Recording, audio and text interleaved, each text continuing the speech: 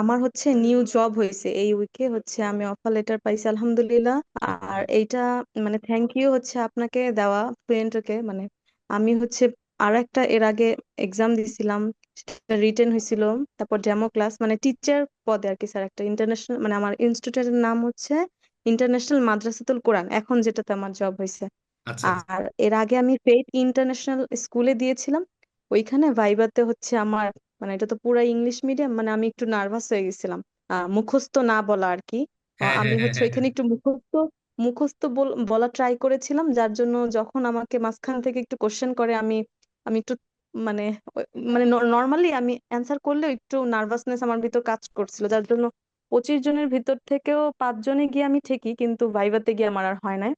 আমার সাথে একজন ছিলেন, ওনার হয়েছে। তো ওই আপুটা বলছিলেন আপনার ভাইভাতে গিয়েই আপনার সমস্যাটা হয়েছে আমি মনে করি, কারণ এমনি ডেমো দেখছিলেন, রিটেনও ভালো হয়েছিল। তো থ্যাংক ইউ স্যার, যে এই যে মানে ভাইভাতে গিয়ে একটাতে না হইলো, এখন যে হয়েছে আলহামদুলিল্লাহ। তো আমি মনে করি যে এই যে কানেক্টেড থাকার কারণে আলহামদুলিল্লাহ আমার আলহামদুলিল্লাহ। এইটা হয়েছে। আলহামদুলিল্লাহ, খুবই কারণ ভালো। I am very happy to here that.